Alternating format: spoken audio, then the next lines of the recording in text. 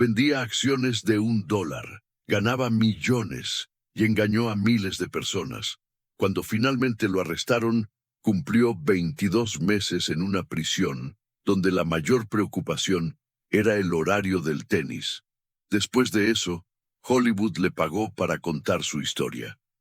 Leonardo DiCaprio lo interpretó en la pantalla grande. Martin Scorsese dirigió la película. Y lo peor, la gente todavía se ríe, porque la historia de Jordan Belfort no es sobre un criminal. Es sobre lo que pasa cuando una sociedad entera decide aplaudir al estafador.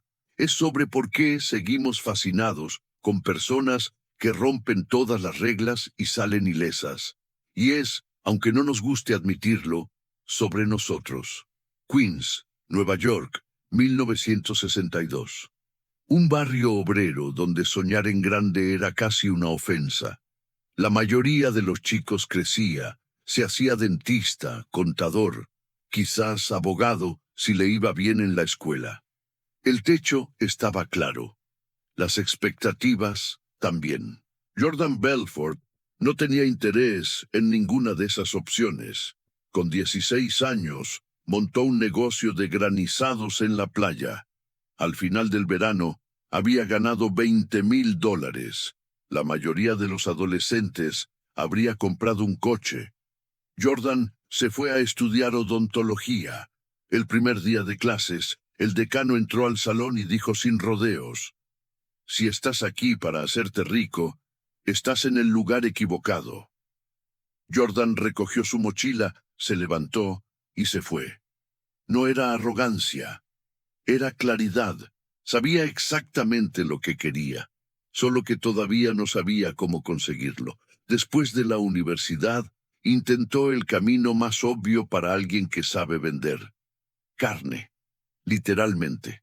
Montó una empresa de distribución puerta a puerta de filetes y mariscos congelados, sin camión refrigerado, sin almacén, sin cadena de frío, sin experiencia en logística. Solo él, un teléfono, un mapa de la ciudad y una labia afilada que podía convencer a una ama de casa en Queens de que necesitaba 20 kilos de salmón congelado. Llegó a facturar $100,000 al mes. Luego llegó la realidad. Entregas tardías, carne echada a perder, clientes furiosos y una montaña de deudas que hundió la empresa en meses. Pero en medio de la quiebra, Jordan descubrió algo que valía más que cualquier producto. El producto nunca había importado. Lo que importaba era él, su voz, su ritmo, su capacidad de hacer que un desconocido al otro lado del teléfono sintiera que estaba a punto de perderse la oportunidad de su vida. Con eso, el vendedor había nacido. Solo necesitaba encontrar el producto correcto. Y Wall Street, en plena euforia de los años 80, estaba a punto de dárselo. Wall Street de los años 80 era exactamente lo que imaginas. Trajes caros, líneas de cocaína en los baños y dinero fácil para quien supiera jugar. Jordan entró como trainee en una firma respetable llamada L.F. Rothschild y aprendió rápido cómo se movía el mercado, cómo hablaban los corredores y sobre todo cómo vendían. Entonces llegó octubre de 1987, el lunes negro, el mayor crash desde 1929.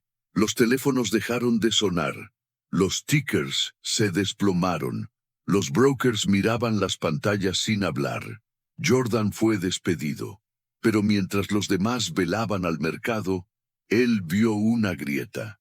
Penny stocks, acciones de centavos, papel basura que ningún corredor serio tocaba, sin regulación, sin liquidez, sin futuro aparente, pero con una ventaja que lo cambió todo: comisiones del 50%, el doble que en cualquier firma tradicional. Mismo discurso, 10 veces la ganancia. Jordan agarró el teléfono y empezó a llamar. «Señor García, deme 30 segundos, solo 30. Hay una empresa pequeña aquí, todavía fuera del radar de Wall Street, sentada encima de una tecnología que va a cambiar el sector entero. Pre-IPO. Los grandes todavía no llegaron. Pero cuando lleguen, quien ya esté adentro va a estar en su yate bebiendo champán. ¿Usted quiere estar adentro o quiere leer sobre esto en el periódico dentro de 6 meses diciendo ¿por qué diablos no entré?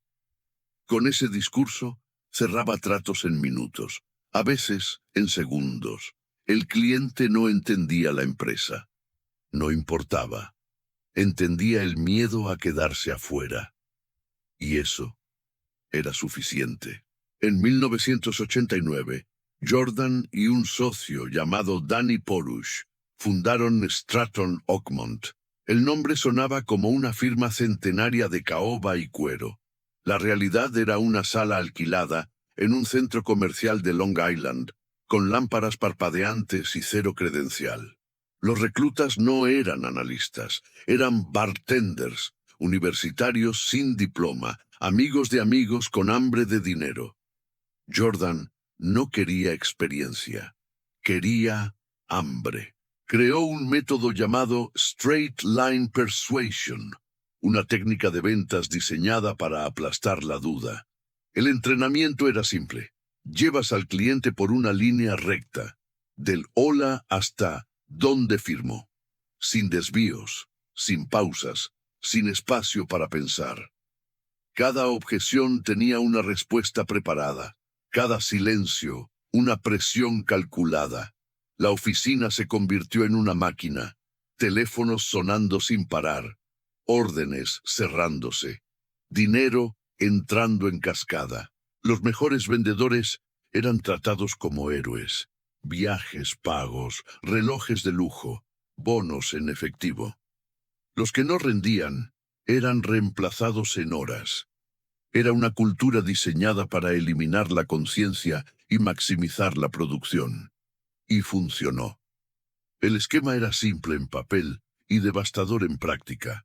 Stratton compraba bloques enormes de acciones baratas de empresas pequeñas, muchas de ellas casi sin producto ni ingresos reales. Después, llamaban a miles de inversores comunes, los que Wall Street siempre ignoró, jubilados, profesores, veteranos de guerra, prometiendo retornos imposibles. El precio subía artificialmente, impulsado por el entusiasmo fabricado desde la sala de ventas. Y cuando llegaba al techo, Stratton vendía todo de golpe. Los inversores se quedaban con papel que no valía nada. Eso tiene nombre, pump and dump. Pero en Stratton Oakmont lo llamaban un martes normal. En los años 90, la firma había explotado. Decenas de corredores, cientos de IPOs, y una cultura que hacía que Hollywood pareciera conservadora. Fiestas en la sala de reuniones, autos de lujo en el estacionamiento, relojes lanzados por la oficina como caramelos, drogas consumidas abiertamente, casi como parte del paquete de beneficios. Jordan se había convertido en una especie de líder de culto con traje Armani. Yate de 50 metros, bautizado con el nombre de su esposa. Helicóptero privado para evitar el tráfico. Mansiones en los Hamptons. Lamborghinis en el garaje. Y una oficina que ya no parecía una empresa financiera, sino el backstage de una fiesta que nunca terminaba. Y mientras gastaba, predicaba. El éxito lo es todo. Si no estás ganando, no eres nada.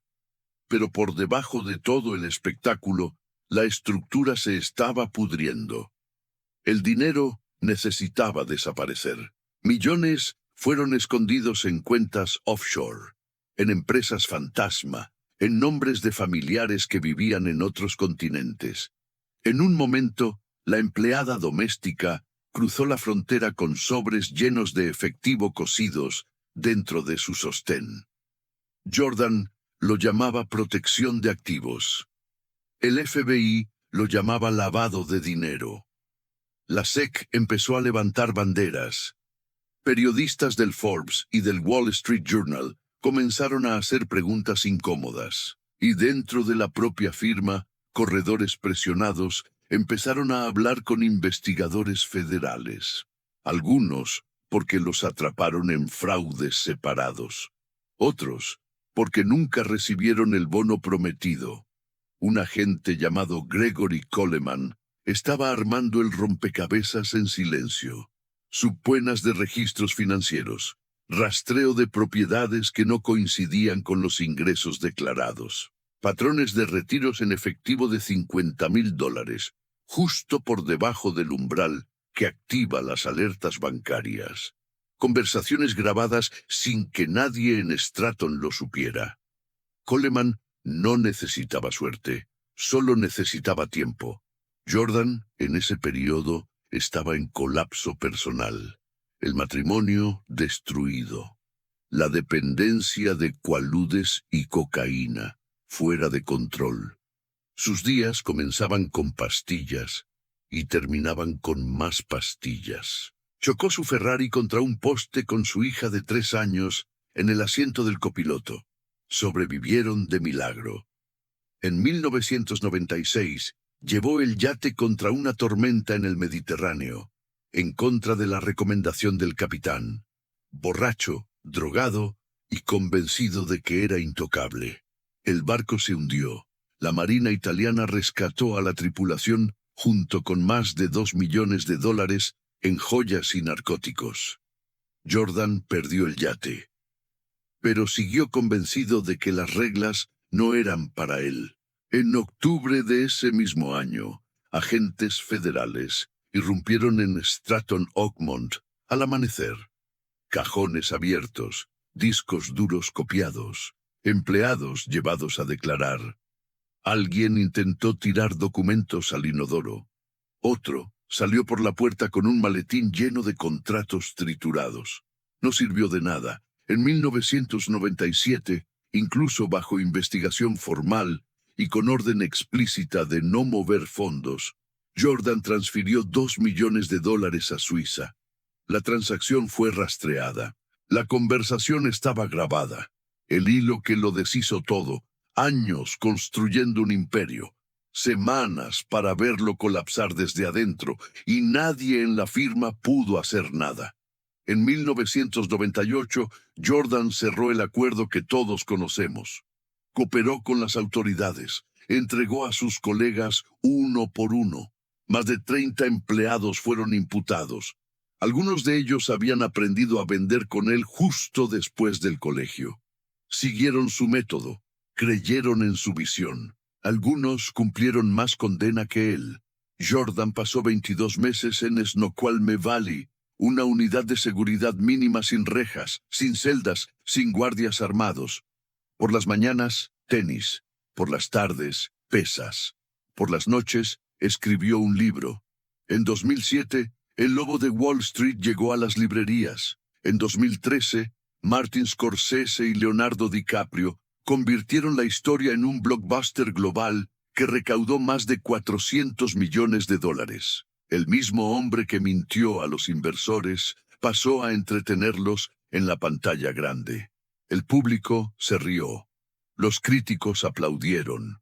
DiCaprio recibió una nominación al Oscar.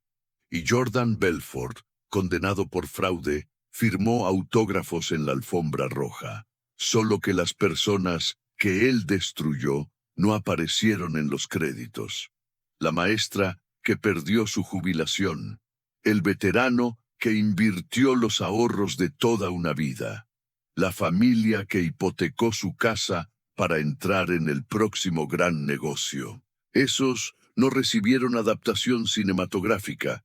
El juez ordenó la devolución de $110 millones en indemnizaciones. Hasta hoy, solo una fracción ha sido pagada. El resto desapareció en cuentas en el exterior, holdings inmobiliarios y vacíos legales cuidadosamente construidos durante años.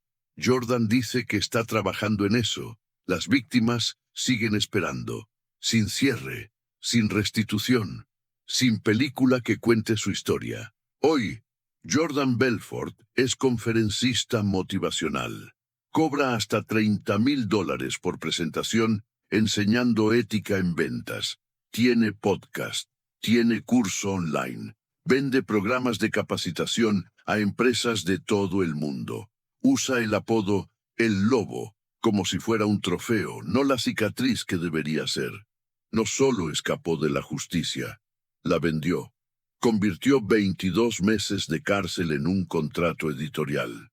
Convirtió el fraude en fama. Convirtió a sus víctimas en personajes secundarios de su propia historia de éxito. Y al sistema que lo condenó, en el trampolín que lo relanzó. Y la pregunta que queda es simple e incómoda. ¿Por qué lo dejamos? Tal vez porque, en el fondo, no queríamos que pagara por el crimen. Queríamos entender cómo lo hizo. Queríamos la técnica. Queríamos la energía, el yate, la oficina caótica, la sensación de que las reglas existen para los demás y que quien sea suficientemente audaz puede ignorarlas impunemente. Queríamos ser él. Y eso es exactamente lo que él siempre supo, antes de la SEC, antes del FBI, antes del juicio y de la cárcel y del libro y de la película. Jordan Belfort entendió algo sobre la naturaleza humana que la mayoría no quiere admitir, que admiramos el exceso aunque sepamos que es ilegal, que aplaudimos la audacia aunque destruya vidas ajenas, y que en el fondo creemos, o queremos creer, que las reglas son negociables para quien tenga suficiente carisma, y mientras lo queramos, siempre habrá un Jordan Belfort al otro lado de la línea, listo para atender, listo para cerrar, listo para convencerte de que esta vez es diferente. Oye, dame solo 30 segundos.